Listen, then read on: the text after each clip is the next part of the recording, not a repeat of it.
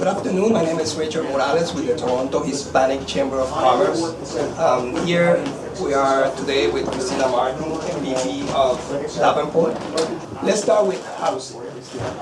What is it in the budget in the housing industry? So first of all, I want to say thank you for giving me this opportunity to speak about the provincial budget, a budget we're very proud of having tabled on April 27th, a balanced budget, as you know. And one of the things that I guess you wanted to discuss was with regards to housing. And I guess we have to always think about housing from a different, in terms of how we're defining affordable housing. I know that a lot of people think affordable housing is social housing, or social housing is the same as affordable housing. So it's important that we clarify that. So anything to do with social housing belongs to the municipalities, so that's the cities that have to deal with any issues around that housing. But from a more specific responsibility from the province, we have what is called the Fair Housing Plan, and our commitment to invest in housing and to address homelessness in the province. So over the next 3 years, part of this plan is to invest more than $600 million in housing and homelessness programs. So over the next 3 years, $340 million to help the most vulnerable. So we are in a very rich province, if you will, a province that has a very dynamic economy, but yet there are still people that are not that are still on the streets, that don't have a roof over the head, and we feel that's very important. So investing in that, and also $130 million over the next 3 years to build and expand affordable housing options for people in Toronto.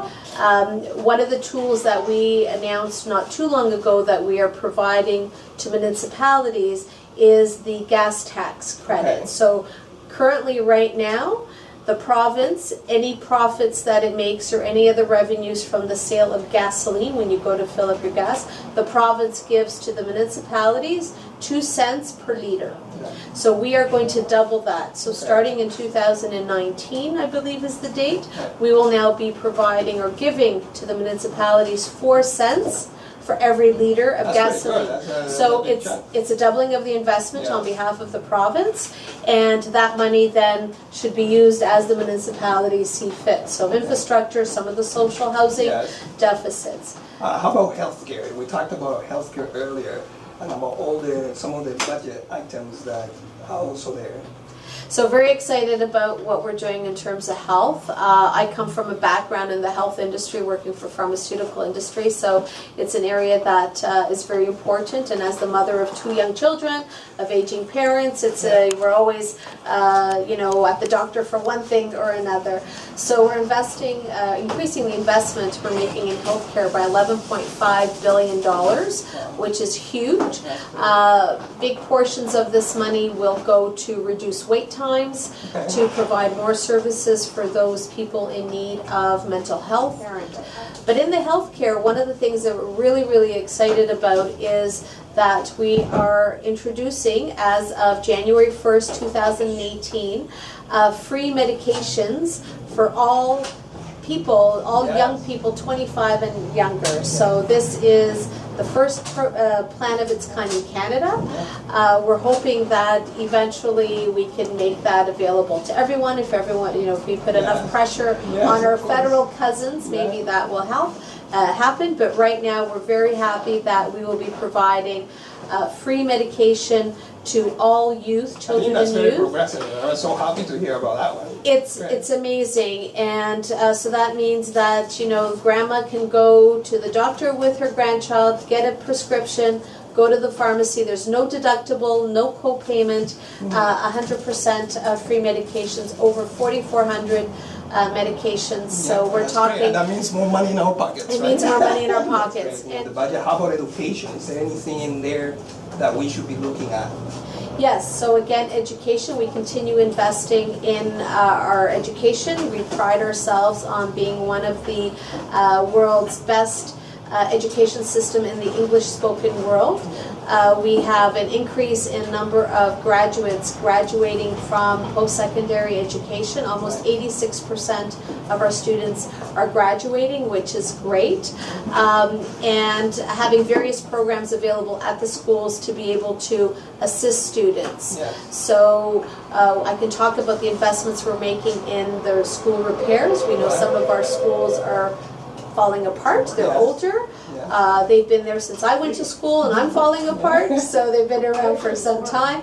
So $16 million over the next 10 years to address some of the schools that are aging that need to have some repairs. So for the OSAP program, there's a new program in place. So families whose income, the family income is $50,000 or less, these families are eligible to have free education for their children. So it's huge.